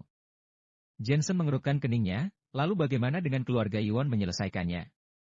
Keluarga Yuon telah memblokir berita tersebut, tetapi mereka belum menemukan situasi spesifiknya. Aku akan menyuruh Elisa terus menindaklanjuti dan mengetahui situasi spesifiknya dalam waktu sekitar 3 hari, kata panah itu. Tidak perlu, aku akan pergi ke kediaman Yuon sendiri. Jensen menutup telepon dan menelepon Cindy terlebih dahulu, tetapi teleponnya dimatikan. Ini membuat Jensen makin gelisah. Cindy dan dia adalah teman baik. Meskipun gadis ini tidak berlatih seni bela diri, dia baik dan berhati sederhana. Jensen tidak ingin terjadi sesuatu padanya. Panah, siapkan mobil dan pergi ke kediaman Yuon. Jensen kembali menelepon Panah, terutama karena dia benar-benar khawatir dan tidak ingin menunda terlalu banyak waktu. 5 menit kemudian, sebuah SUV Mercy berhenti di gerbang. Setelah Jensen masuk ke dalam mobil, dia langsung menuju ke kediaman Yuon. 2 orang lainnya mengikuti, yaitu Dion dan Fischal.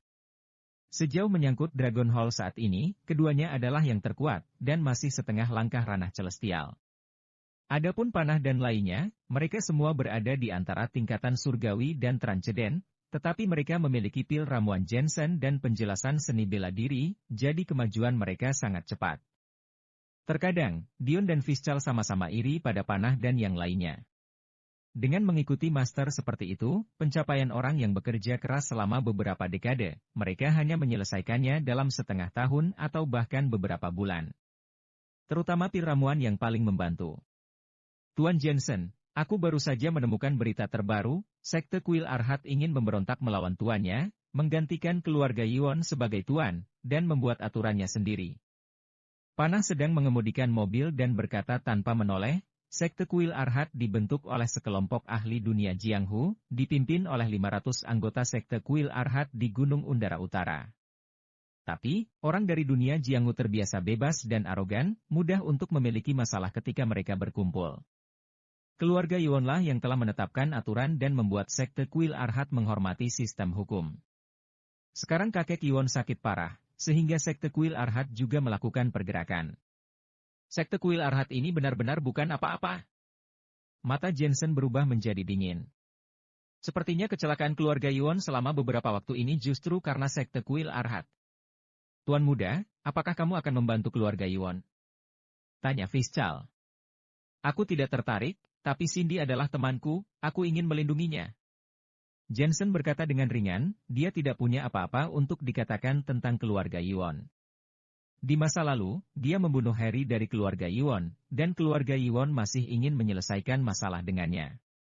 Meskipun dia memiliki hubungan yang baik dengan kakek Yuon, dia hanyalah teman biasa dan tidak bisa dibandingkan dengan penatua Jack.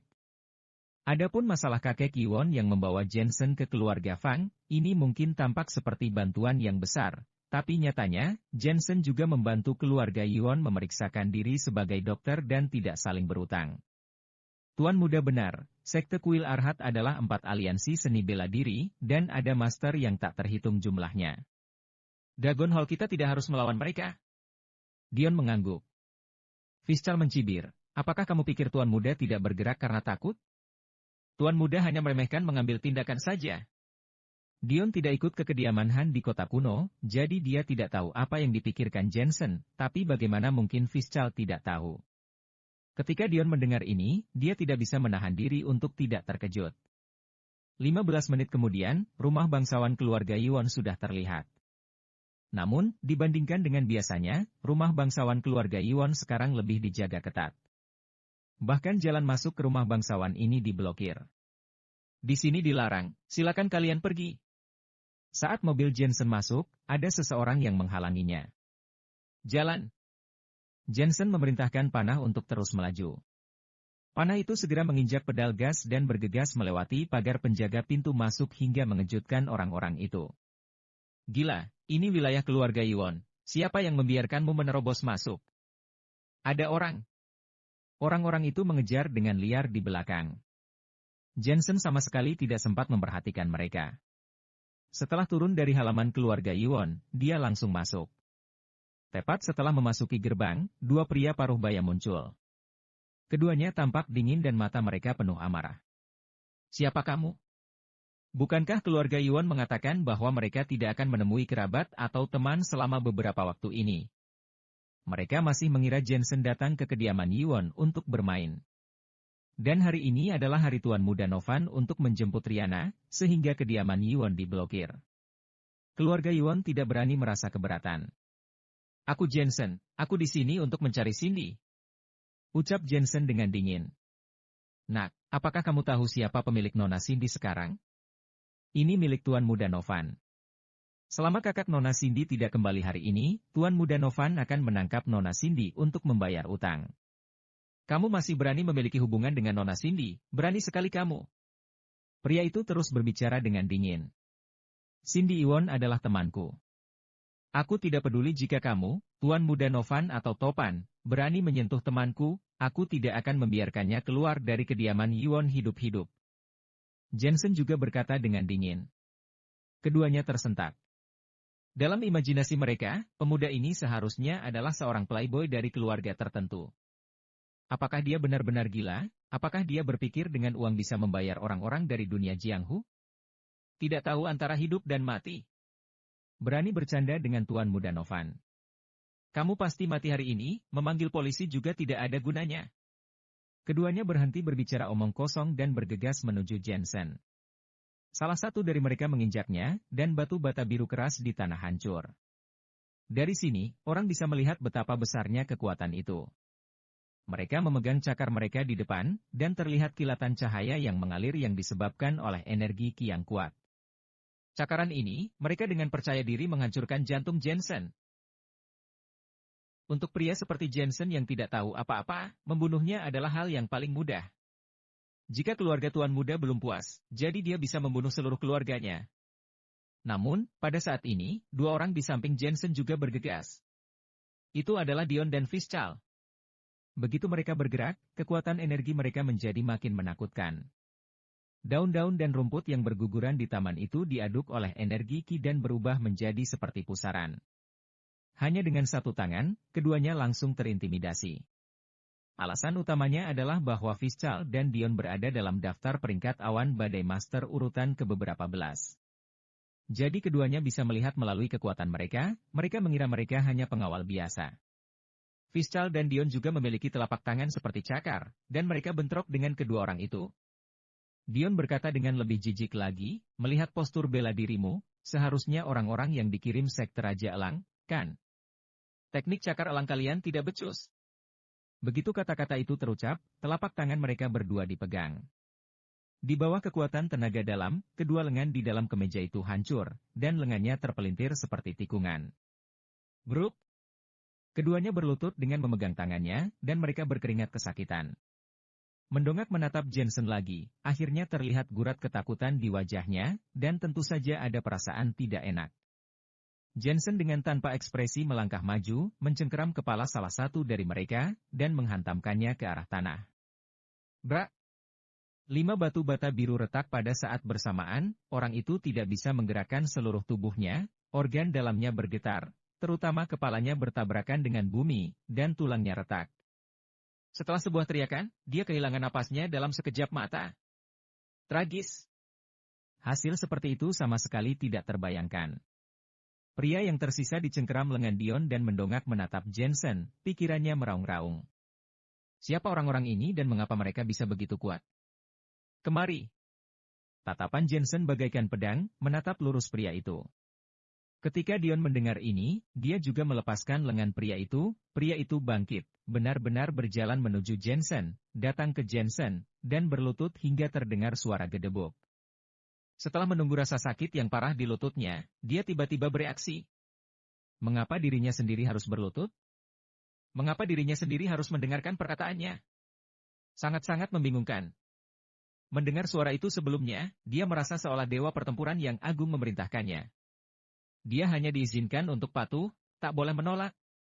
Meskipun dia adalah anggota sekte Kuil Arhat, terlebih lagi anggota inti sekte Kuil Arhat, dia tidak pernah diizinkan untuk sujud kepada siapapun di dunia Jianghu, bahkan kepada keluarga Yuan pada masa jayanya sekalipun. Namun, dia tahu di dalam hatinya bahwa jika dia tidak berlutut saat ini, dia akan mati. Setelah berlutut, dia hanya akan mati di beberapa waktu selanjutnya. Apa tujuan sekte Kuil Arhat kalian datang ke keluarga Yuan? Jensen menatap pria itu dan bertanya. Sekte Kuil Arhat ingin menguji keluarga Yuan untuk mengetahui situasi kakek Yuan, dan metode pengujiannya adalah Tuan Muda Novan akan menikahi Riana. Selama Nona Riana setuju, itu berarti keluarga Yuan tahu diri dan sudah menyerah untuk melawan. Pria itu mengatakan semuanya, keluarga Yuan telah menyetujui situasi saat ini, tetapi Riana tidak tahu apakah dia telah kembali atau belum. Tuan Muda Novan menangkap Cindy sebagai sandera. Kalau Riana tidak kembali, maka dia akan membawa Cindy. Ekspresi Jensen berubah dingin, kemudian melanjutkan berbicara, di mana Cindy? Ada di kediaman Yuan. Hari ini adalah hari penentuan. Pria itu menunduk. Jensen mengetahui apa yang diketahuinya dan berkata dengan samar, baiklah, apakah kamu akan bunuh diri atau aku yang harus melakukannya? Master, kamu berjanji untuk melepaskanku. Pria itu tiba-tiba mendongak, pupil matanya bergetar. Kapan aku bilang akan melepaskanmu? Tanya Jensen dengan dingin. Matilah. Pria itu sangat marah kemudian tiba-tiba menarik sesuatu keluar dari lengannya, sebuah tabung logam muncul di tangannya, dia memasukkan ujung tabung logam ke dalam mulutnya, dan memutar tabung logam itu. Wus, wus, wus. Sejumlah besar jarum perak ditembakkan, yang merupakan jarum hujan badai yang sangat terkenal di dunia Jianghu. Apalagi jarum perak ini berbeda dari yang biasa. Masing-masing direndam dalam racun bangau merah, racun yang mampu membunuh gajah, ringan namun mematikan. Dia begitu dekat dengan pemuda ini, dia tidak percaya bahwa pemuda itu bisa menghentikannya. Kelang, kelang, kelang. Adegan berikutnya menumbangkan seluruh pemahamannya. Yang terlihat bahwa semua jarum perak itu seolah ditembak di pelat baja, itu adalah lapisan profound ki yang mendalam di luar tubuh Jensen. Kamu. Tubuh pria itu gemetar dan harapan terakhirnya hanyalah terbunuh. Mati. Jensen menatapnya dengan tenang dan telapak tangannya mendarat di kepala pria itu, menghancurkan otaknya, setelah itu dia berjalan menuju ruang tamu keluarga Yuan. Dion dan Fischl segera membuang mayat tersebut dan menyusul Jensen. Saat ini, semua orang berada di ruang tamu keluarga Yuan, memandang seorang pemuda dengan marah. Pemuda itu mengenakan setelan jas berwarna merah anggur, duduk di sofa dan merokok, seolah-olah dia sedang berada rumahnya sendiri, tidak lain dia adalah Novan. Abu rokok dijentik acak di sofa, meminum anggur merah, jika merasa rasanya salah dia memuntahkannya di atas meja. Arogan dan sombong. Di sebelahnya, Cindy sedang dipeluk di bahunya, dari ekspresinya terdapat kemarahan dan keengganan. Sayangnya, seperti kebanyakan keluarga Yuan, dia hanya berani marah namun tidak berani berbicara. Sebenarnya untuk pemuda seperti Novan ini, 90% dari anggota keluarga Yuan memiliki kekuatan untuk membunuhnya. Alasan mengapa mereka tidak berani melakukannya terutama karena mereka takut pada sekte Kuil Arhat. Melihat orang yang tidak sekuat dirinya memamerkan kekuasaannya, seperti itulah yang ada di pikiran mereka. Apakah tidak ada orang yang berani berbicara? Setelah menunggu sesaat, Novan berbicara dengan samar. Dia menyukai perasaan ini sekarang. Di masa lalu, dia tidak jarang datang ke kediaman Yuan, tetapi dia selalu datang sebagai bawahan, menyaksikan semua orang di keluarga Yuan yang tinggi dan perkasa. Tapi sekarang, roda memang selalu berputar, mantan tuannya sekarang telah menjadi budak. Nak Novan, Riana bergegas kembali. Mungkin akan tiba pada siang hari, kata Bernard dengan menahan napasnya. Apakah kamu memanggilku dengan Nak Novan? Panggil aku Tuan Muda Novan. Novan berkata sambil memicingkan matanya. Keluarga Yuan sangat marah. Seperti biasa, ketika Novan datang ke kediaman Yuan, semua orang memanggilnya Nak Novan. Apalagi Bernard lebih tua, apa masalahnya jika memanggil Nak Novan? Caden yang pemarah maju selangkah dan hampir tidak bisa menahan diri untuk tidak bertindak.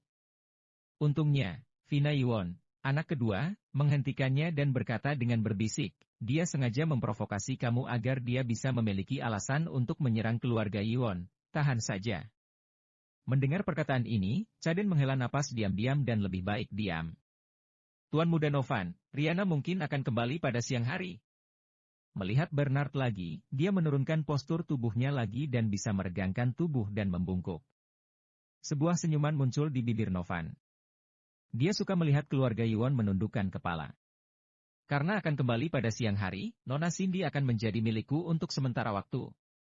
Dia menarik Cindy ke dalam pelukannya sedikit lebih dekat, dan ingin menggerakkan kaki dan tangannya. Anggota keluarga Yuan sangat marah sehingga mereka mengepalkan tangan mereka, menghina Cindy di depan mereka. Saat itu, 3 sosok tiba-tiba masuk ke ruang tamu. Semua orang melihat dan wajah mereka berubah drastis. Cindy juga melihat orang-orang datang dan tiba-tiba merasa ada harapan. Karena orang yang datang adalah Jensen. Setelah Jensen masuk, dia melihat Cindy ditahan. Wajahnya tenggelam dan dia berjalan cepat. Siapa kamu? Apa aku mengizinkanmu masuk? Novan mengira Jensen adalah pelayan dari keluarga Yuan. Plak! Jensen datang di depannya, dengan lambaian lengannya, sebuah tamparan mendarat keras di wajah Novan, hingga membuat dia berputar menjadi seperti gasing. Dia berputar beberapa kali di udara dan menghantam tanah dengan keras. Brak! Suaranya itu membuat semua orang di ruang tamu tercengang. Tidak ada yang menduga Jensen akan melakukan tindakan sombong seperti itu. Tuan Muda! Orang-orang yang dibawa oleh Novan berteriak dan bergegas menuju Jensen, tetapi sebelum mereka bisa mendekat, Fischal dan Dion, keduanya menghentikan mereka. Kekuatan energi yang kuat menyebar dari mereka berdua, dan orang-orang Novan tidak berani bergerak. Arg! Di tanah, Novan meludah keluar, darah menyembur keluar bersama dengan giginya yang patah. Setelah dia bereaksi, dia melotot tajam ke arah Jensen. Bahkan keluarga Yuan tidak berani menyentuhnya. Orang ini terlalu berani. Siapa kamu? Teriaknya dengan keras. Dr. Jensen. Ucap Jensen ringkas. Kalimat tanya, Novan, siapa kamu sebenarnya tanpa sadar ditanyakan olehnya. Dengan statusnya saat ini, dia tidak perlu peduli tentang siapa. Siapapun yang berani memprovokasi dia, maka akan dibunuh di tempat untuk memberitahu semua orang bahwa dia adalah putra dari kepala kuil sekte kuil Arhat. Perlu diketahui bahwa selama bertahun-tahun, karena ayahnya takut akan gosip, dia terus membiarkannya menyembunyikan identitas anak haramnya, inilah menyebabkan adalah rasa sakit di hatinya. Sekte kuil Arhat mengalami kesulitan untuk membalikkan keadaan, jadi bagaimana bisa bertahan lebih lama lagi? Namun, dari semua ini, setelah mendengar nama Jensen, semua ini berubah menjadi tenang bahkan ada sedikit rasa takut. Sialan, kakak kamu Jensen. Novan sudah tidak merasakan kemarahan sebelumnya, yang ada dia kaget bukan main. Semua orang di keluarga Yuan juga terkejut, mereka tidak menyangka Novan akan bereaksi begitu banyak. Orang harus tahu bahwa di hadapan keluarga Yuan, Novan bersikap acuh tak acuh. Kamu, apa sebenarnya yang ingin kamu lakukan? Novan mundur selangkah dan berkata dengan gelisah, aku tidak memprovokasimu, kamu jangan main-main. Tentu saja, dia tahu tentang Jensen, orang terkenal di dunia Jianghu yang berani membunuh orang dari sekte kuil Arhat. Meski sekte kuil Arhat mungkin tidak akan membiarkan Jensen pergi, tapi Jensen benar-benar bukan seseorang yang bisa dia ganggu, tapi masih ada kemungkinan jika ayahnya yang maju ke depan. Cindy Yuan adalah temanku, jadi kamu tidak memprovokasiku, ucap Jensen dingin. Cindy, kan? Aku akan mengembalikannya padamu, ini benar-benar bukan urusanku. Aku hanya mengikuti perintah dari sekte kuil Arhat. Novan mengesampingkan masalah ini, dan bahkan membungkukkan tangannya setelah berbicara. Sikap yang lebih dari rasa takut, tetapi juga memiliki rasa hormat. Keluar! Jensen mendengus.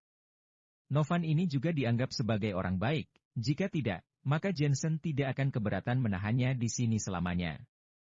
Novan mana berani tinggal, bahkan dia mengabaikan orang-orangnya sendiri dan kabur dari ruang tamu. Keluarga Iwon hanya diam. Semua orang merasa sangat tidak nyata. Mengapa Novan sangat takut pada Jensen? Memikirkan kesombongan Novan terhadap keluarga Iwon dan rasa hormatnya terhadap Jensen, perbedaan seperti langit dan bumi itu membuat suasana hati mereka makin rumit. Seseorang, sajikan tehnya. Bernard mendapatkan ketenangannya, dengan lambaian tangannya, dia memanggil Jensen untuk duduk. Jensen melirik Cindy dan duduk. Keluarga Iwon berterima kasih atas bantuanmu barusan.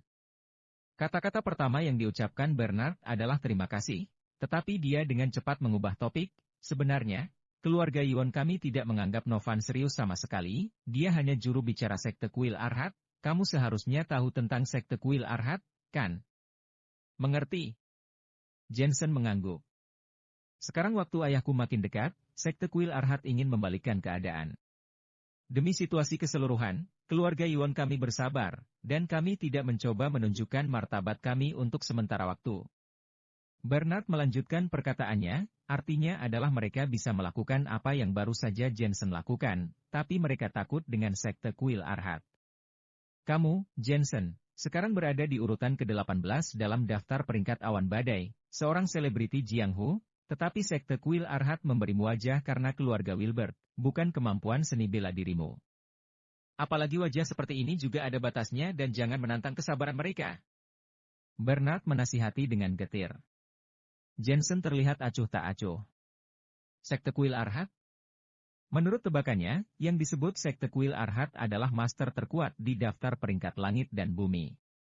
Diperkirakan bahwa pemimpin kuil hanya berada di antara ranah celestial tingkat ketiga saja.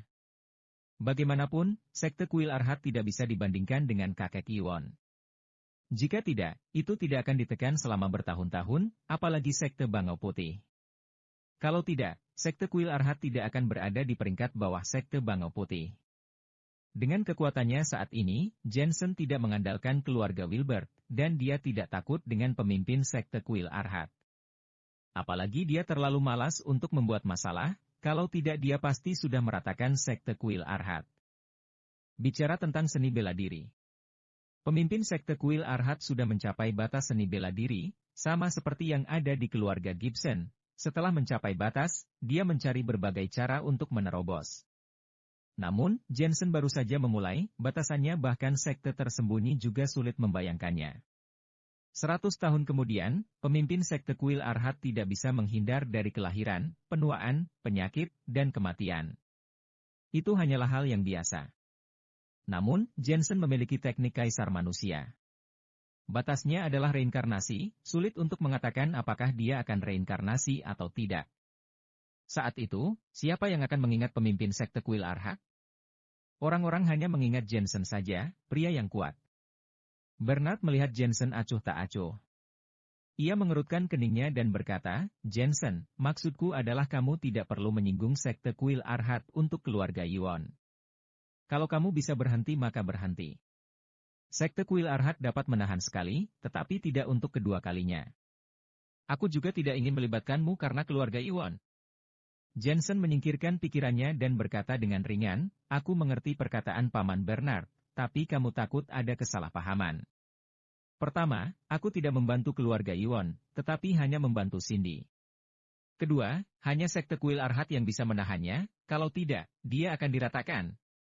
Apa? Semua orang dari keluarga Iwon melebarkan matanya. Perkataan Jensen bisa disebut keterlaluan, dan dia tidak tahu harus berbuat apa. Dia membantu keluarga Iwon karena Cindy, ini berarti bahwa mereka semua ternoda dengan cahaya Cindy. Betapa hebatnya ini? Mungkinkah mereka semua, keluarga Iwon, tidak bisa menyelesaikan Novan? Lelucon. Yang mereka takuti adalah sekte Kuil Arhat yang ada di belakang Novan. Kedua, ternyata Jensen benar-benar berani mengatakan bahwa dia menginjak sekte Kuil Arhat, singkatnya ini tidak jelas bagi dirinya sendiri. Bahkan ketika kakek Yuan berada di masa jayanya, dia tidak berani mengatakan ini dengan santai. Jensen, kurasa kamu masih muda, makanya aku mengingatkanmu. Aku tidak ingin kamu tersesat, hingga saatnya tiba mungkin hanya ada penyesalan.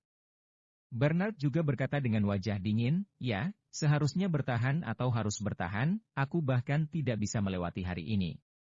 Bagaimana aku bisa berbicara tentang masa depan? Paman Bernard, kamu tidak mengenalku, jadi jangan menegaskan masa depanku. Aku, Jensen, selain bantuan keluarga Wilbert, apalagi yang kumiliki dan pergi kemana saja aku selama ini, kamu sama sekali tidak tahu.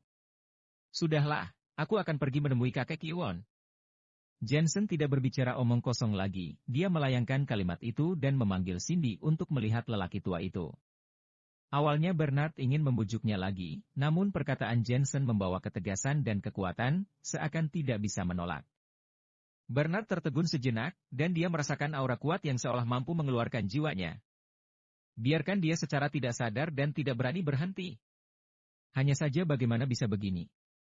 Jensen, bagaimanapun dia berada di urutan ke-18 dalam daftar peringkat awan badai, hanya karena keluarga Wilbert, sekte kuil Arhat takut padanya.